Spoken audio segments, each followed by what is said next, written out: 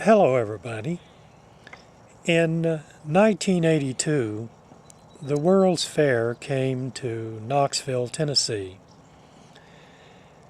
And I worked in the World's Fair. I worked in World's Fair Information Radio. I can remember the day that I went over to apply for a job at the World's Fair.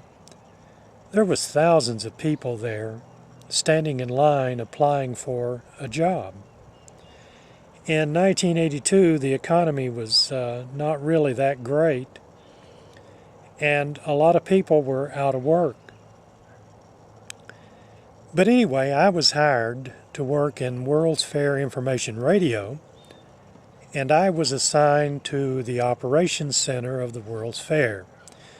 The Operations Center contained all of the security functions for the World's Fair, all international relations with other countries that were there. So it was primarily made up of some interesting people. After I was there in the Operations Center for 2 or 3 days, I started to notice a lot of really sharp people.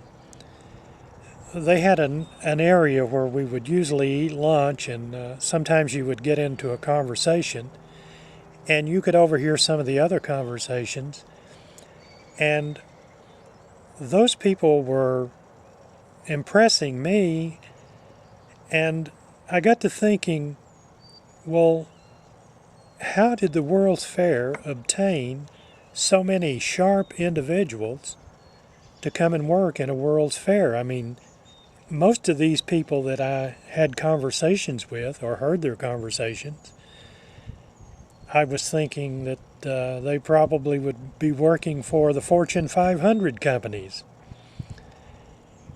And being a person that likes to give everybody their own space without prying or inquiring into anybody's background, I more or less just enjoyed the conversations that I had.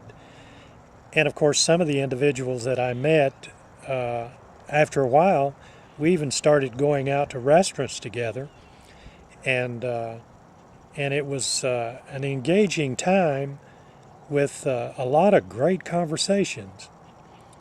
So one day, I couldn't take it any longer, and I was having a conversation with this guy, and I asked him, I said, what type of work did you do before you came to work in the World's Fair? And he says, well, I happen to have been fired by President Ronald Reagan because I was an air traffic controller.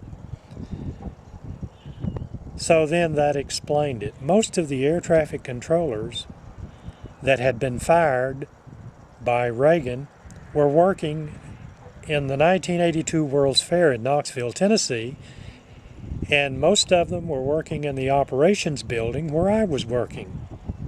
So that group of people that I met at the 1982 World's Fair in Knoxville was a group of the sharpest people that I think I have ever worked with and around in my life.